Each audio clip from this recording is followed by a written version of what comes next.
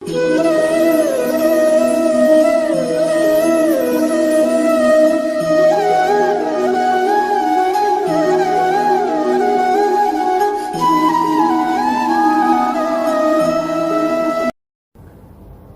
स्वामीनारायण। मैं हूँ डॉक्टर मोनिका भड़ियाद्रा, स्त्री रोग के अनुभवी और गर्भ संस्कार कोच। आज हम बात करने वाले हैं कि श्रेष्ठ संतान निर्माण का शुभारंभ कब और कैसे किया जाए।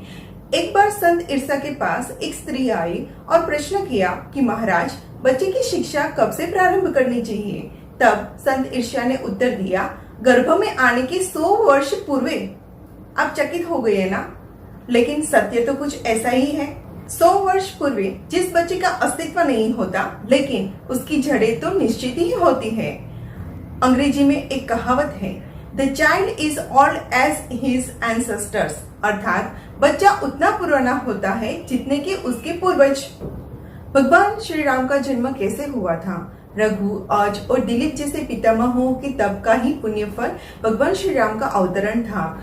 देवकी और वसुदेव के कई जन्मों की तपस्या का ही पुण्यफल भगवान श्री कृष्ण का अवतरण था। हमारे गौरवपूर्ण इतिहास में रानी मदालसा का नाम बहुत ही विख्यात है। देवी मदालसा का नाम भारतवर्ष की उन आदर्श नारियों में लिया जाता है जिनने अपने बालकों के निर्माण में आत्मज्ञानी गुरु की भूमिका निभाई है। मार्कंडेय पुराण के अनुसार रानी मदालसा गंधर्व राज विश्वासु की पुत्री और ऋतुध्वज की पत्नी थी। रानी मदालसा अपने पहले 3 पुत्रों की गर्भावस्था दरमियान बच्चे से बातें किया करती थी। शुद्धों से, बुद्धों से, निरंजनों से, संसार माया परिवर्जितों से, संसार स्वप्नम त्यज मोह निंद्राम, मदालसा वाक्य मुवाच पुत्रम।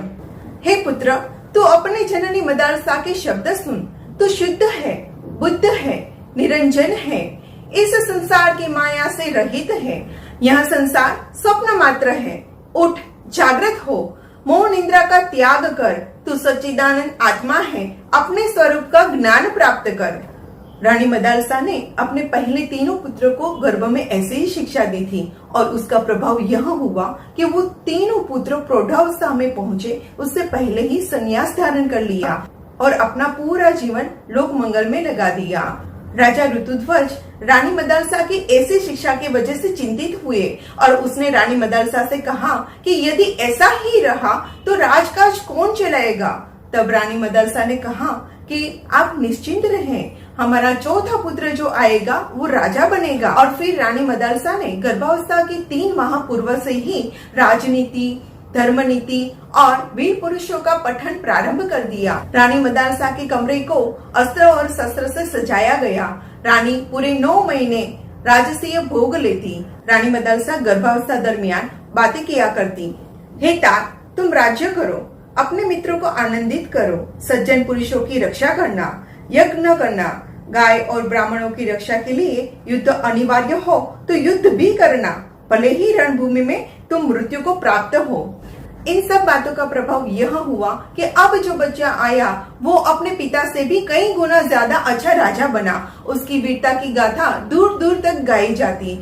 आज रानी मदालसा सभी गर्भवती माताओं के लिए एक आदर्श उदाहरण है, क्योंकि उसने सिद्ध कर दिया कि माता जैसा चाहे वैसा संतान प्राप्त कर सकती है। संस्कारों की पूर्व सूत्रधार माता ही है। वो जैसे सोच विचार करती है, जैसे संकल्प करती है, वैसा ही वो बच्चा बन जाता है। माता और पिता दोनों का प्रभाव बच्चे पे अधिक पड़ता है। हमारे पितामह इन सब तथ्यों से पूर्ण परिचित थे, तभी उन्होंने ऐसी व्यवस्था की थी गर्भवती प्रतिदिन प्रसन्न रहे, आनंदित रहे, अच्छा पोषण ले और शारीरिक और मानसिक किसी भी रूप से कोई कष्ट ना ले और परिवार के सभी सदस्य के साथ अच्छे से व्यवहार करे।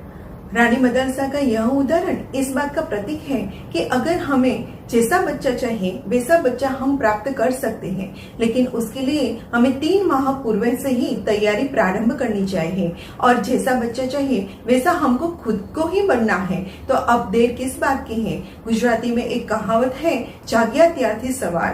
अंत में इतना ही कहना चाहूंगी कि चरित्रवान माता पिता ही एक श्रेष्ठ संतान को जन्म दे सकते हैं।